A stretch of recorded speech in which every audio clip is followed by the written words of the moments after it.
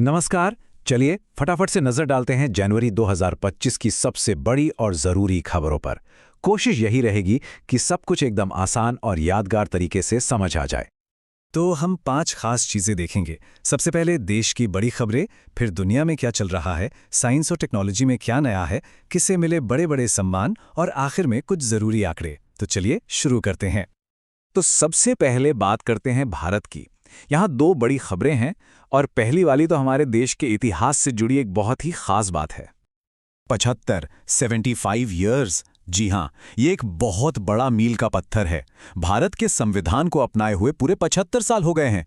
वही संविधान जो हमारे देश की बुनियाद है।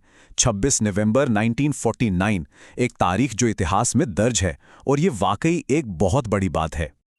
और इस खास मौके को सेलिब्रेट करने के लिए एक साल लंबा प्रोग्राम शुरू हुआ है। हमारा संविधान हमारा स्वाभिमान। इसका मकसद सीधा सा है, हम सब उस किताब को बेहतर समझें जो हमारे देश को दिशा देती है, और ये प्रोग्राम इन 4 मेन आइडियाज पर फोकस कर रहा है। और सुनिए, इस बार कुछ ऐसा हुआ है जो पहले कभी नहीं हुआ। हमारा संविधान अब आधिकारिक तौर पर संस्कृत और मैथिली में भी जारी किया गया है। ये एक जबरदस्त कदम है ताकि ये और भी ज्यादा लोगों तक पहुंच सके। तो ये तो हुई हमारे संविधान की बात। अब देश की एक और विरासत की तरफ चलते हैं, हमारे जंगल और वन्यजीव। हाल ही में भारत को एक नया टाइगर रिजर्व मिला है। कोई अंदाजा है कहाँ? जी, इसका जवाब है छत्तीसगढ़। यहाँ बना है गुरु घासीदास तमोर पिंगला टाइगर रिजर्व। और ये कोई छोटा मोटा रिजर्व नहीं है, ये अब देश का तीसरा सबसे बड़ा टाइगर रिजर्व बन गया है। हमारे वन्य जीवों के संरक्षण के लिए ये एक बहुत बड़ी जीत है। चलिए अब देश से निकलकर दुनिया की ओर देखते हैं। वैश्विक मंच पर भारत की क्या जगह है, और साथ ही दुनिया में एक बहुत बड़ा राजनीतिक फेरबदल हुआ है जिस पर नजर डालना जरूरी है। भारत अभी भी ग्लोबल स्टेज पर एक बहुत अहम रोल निभा रहा है, G20 ट्रोइका के हिस्से के तौर पर। अब ये ट्रोइका क्या है? इसे एक रिले रेस की तरह समझिए। भारत, जो पिछला मेजबान था, उसने बैटन ब्राजील को दी है, जो अभी मेजबान है, और अगला मेजबान होगा दक्षिण अफ्रीका। इससे ये पक्का होता है कि G20 का काम बिना रुके सही दिशा में चलता रहे। अब दुनिया के दूसरे कोने की बात करें तो अमेरिका में राष्ट्रपति चुनाव हो चुके हैं, और नतीजा ये है कि रिपब्लिकन पार्टी की जीत हुई है और डोनाल्ड ट्रंप अगले राष्ट्रपति होंगे।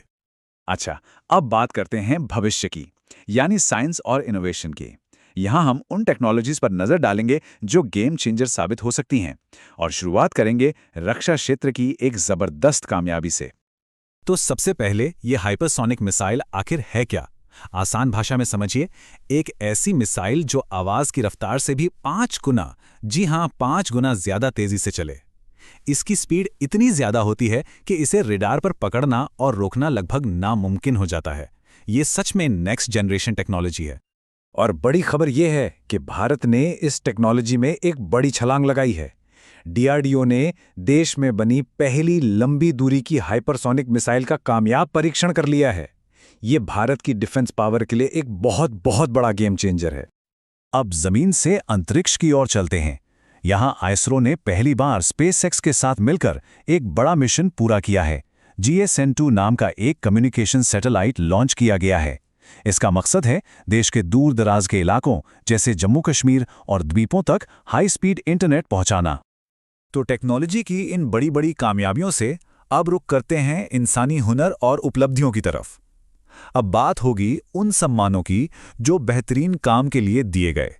जरा सोचिए, एक ही दिन में 16 बार सूरज को उगते और 16 बार डूबते देखना। यह कमाल का आइडिया एक नॉवेल का है जिसने हाल ही में साहित्य का एक बहुत बड़ा अवार्ड जीता है। कोई गेस? जी, ये अवार्ड मिला है समंथा हार्वे को। उनकी शानदार नॉवल ऑर्बिटल के लिए उन्हें 2024 का प्रतिष्ठित बुकर प्राइज दिया गया है। चलिए कुछ और बड़े अवार्ड्स पर भी एक नजर डाल लेते हैं। मिस यूनिवर्स 2024 का ताज डेनमार्क की विक्टोरिया के थिल्वे के नाम रहा। बुकर प्राइज, जैसा हमने बताया, समांथा हार्वे को ऑर्बिटल के लिए मिला। और भारत में ज्ञानपीठ पुरस्कार से महान वैज्ञानिक और लेखक डॉक्टर जयंत वी नार्लिकर को सम्मानित किया गया, खासकर मराठी विज्ञान साहित्य में उनके योगदान के लिए। और अब आते हैं हमारे आखिरी सेक्शन पर, स्कोरबोर्ड। यहाँ हम कुछ जरूरी आंकड़ों पर बात करेंगे जो देश की आर्थिक सेहत और कुछ बड़े बदलावों के बारे में बताते हैं।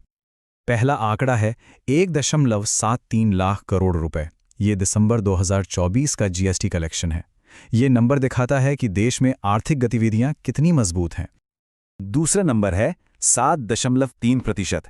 ये रही हमारी GDP growth rate fiscal year 2024-25 के दूसरे क्वार्टर के लिए। मतलब साफ है, अर्थव्यवस्था अच्छी रफ्तार से आगे बढ़ रही है। और एक बड़ी नियुक्ति की खबर, संजय मूर्ति देश के नए सीएजी यानी कंट्रोलर एंड ऑडिटर जनरल बने हैं। इनका काम ये देखना होता है कि सरकार का पैसा सही तरीके से खर्च हो रहा है या नहीं। तो हमने देखा संविधान का एक ऐतिहासिक पड़ाव, टेक्नोलॉजी में जबरदस्त तरक्की और एक मजबूत होती अर्थव्यवस्था। ये सब देखकर एक सवाल मन में आता है, इन सब बड़े बदलावों के बीच आने वाले साल की सबसे बड़ी कहानी क्या होगी? ये सोचने वाली बात है।